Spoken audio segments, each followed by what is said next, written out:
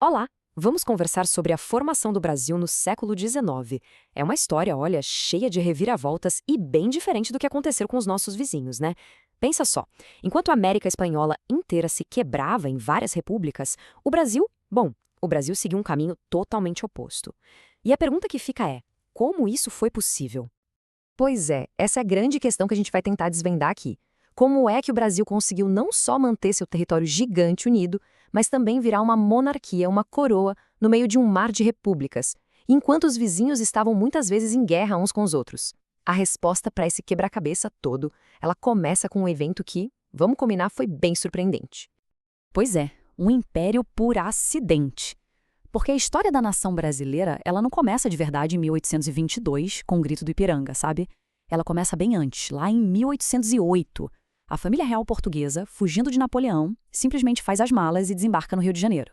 E aí, de repente, a colônia vira sede do império. É uma inversão total da lógica da época. Olha só essa linha do tempo.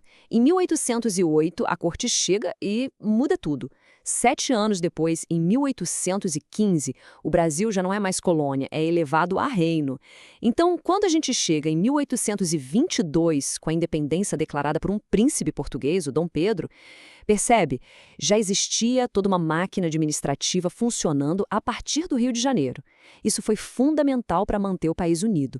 A Constituição de 1824, ela só veio para carimbar, para oficializar esse Estado que já nascia forte e centralizado. E aqui o contraste fica gritante, né? De um lado, na América Espanhola, a independência foi conquistada com muita guerra, o que resultou em vários países, várias repúblicas. Do outro lado, o Brasil. Aqui, quem liderou o processo foi a própria realeza. O resultado, unidade territorial e uma monarquia. E mais, as estruturas sociais, como a escravidão e o poder dos grandes donos de terra, continuaram praticamente intactas. Foi, no fim das contas, uma transição negociada por cima, pela elite. E para garantir que o poder ficasse bem concentrado, a Constituição de 1824 trouxe uma invenção bem brasileira, o poder moderador. Pensa nele como um superpoder, uma carta na manga que era só do imperador. Com ele, Dom Pedro podia dissolver o parlamento, demitir e nomear ministros, enfim, ele controlava todo o jogo político. Era, sem dúvida, a principal ferramenta do centralismo do império. Ok, uma nação à beira do abismo.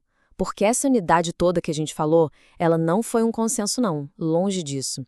E o maior teste de todos vem em 1831, quando Dom Pedro I abdicou e foi embora. O problema? O herdeiro do trono era um menino de apenas 5 anos. O Brasil então passou a ser governado por regentes, e esse vácuo de poder, nossa, ele quase rasgou o país ao meio. E o resultado desse vácuo de poder está aqui. O país simplesmente pegou fogo. De norte a sul, explodiram rebeliões violentíssimas. Cabanagem no Pará, a Guerra dos Farrapos no sul, Balaiada, Sabinada. Eram verdadeiras guerras civis. Todas elas, de um jeito ou de outro, questionavam o poder central lá do Rio de Janeiro e pediam mais autonomia. O que estava em jogo na prática era o próprio futuro do Brasil como um país unido. Todo esse caos gerou um pânico na elite política da época. O grande medo era que o Brasil virasse uma América Espanhola, sabe? Que se quebrasse em vários pedaços. E qual foi a solução que eles encontraram? Uma reação bem conservadora. Eles decidiram que era preciso restaurar uma autoridade central forte, e para isso deram um jeitinho de antecipar a coroação do jovem Pedro, que ainda era um adolescente. E assim a gente entra numa nova fase, forjando o Estado do Imperador. Começa o segundo reinado, o longuíssimo governo de Dom Pedro II, que foi de 1840 até 1889. Foi nesse período, nesses quase 50 anos, que o Estado brasileiro imperial se consolidou de vez, ganhando a cara que o definiria por todo esse tempo. E Dom Pedro II era, de fato, um político muito habilidoso. Ele usou o poder moderador para criar uma coisa que só existiu aqui, o chamado parlamentarismo às avessas. O nome já diz tudo, né? Na teoria, parecia um parlamentarismo como o da Inglaterra, mas na prática era o contrário.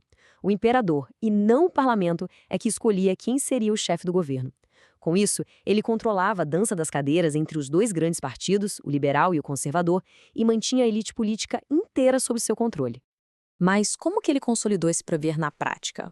Bom, primeiro, o governo central passou a ter o monopólio da força, esmagando as últimas grandes revoltas, como a Praieira em Pernambuco. Segundo, a vitória na Guerra do Paraguai, que foi um conflito gigantesco, fortaleceu muito o sentimento nacional e o exército, além de definir nossas fronteiras. E, ao mesmo tempo, o Estado foi crescendo por dentro, expandindo sua burocracia com funcionários, juízes, impostos, chegando a lugares onde antes não chegava. Tudo parecia sólido, né? Mas aí os pilares começam a cair.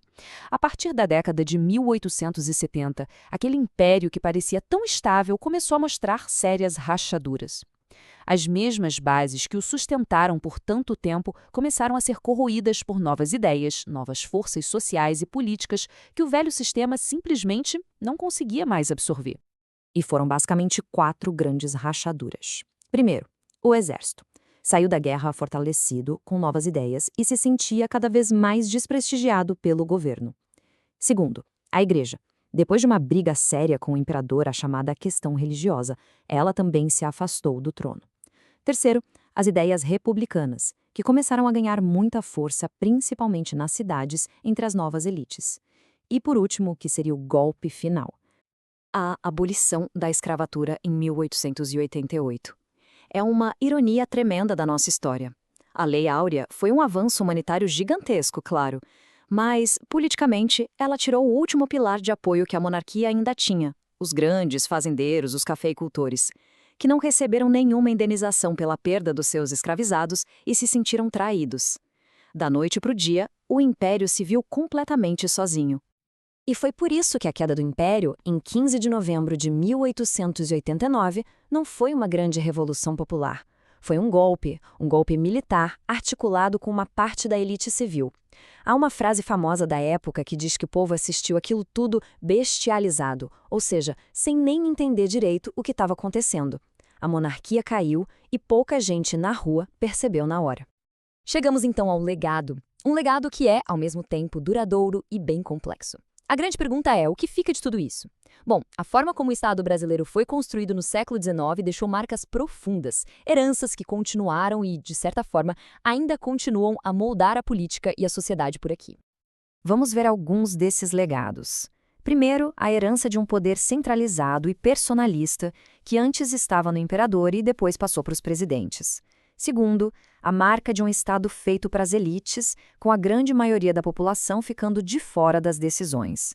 Terceiro, essa tradição de resolver as crises com conciliações pelo alto, ou seja, acordos feitos por um pequeno grupo sem consultar o povo. E por fim, uma tensão que nunca acabou, a briga entre o poder central forte e os fortes poderes regionais. No fim das contas, o século XIX forjou uma nação que conseguiu se manter unida territorialmente, o que não é pouca coisa. Mas, ao mesmo tempo, foi uma nação que já nasceu profundamente marcada pela desigualdade. Esse é talvez o grande paradoxo do Império. O grande feito foi manter a unidade de um território imenso, mas o preço pago por isso foi alto. Essa unidade foi construída às custas da cidadania e da inclusão da maior parte da sua gente. E isso tudo nos leva a uma última reflexão.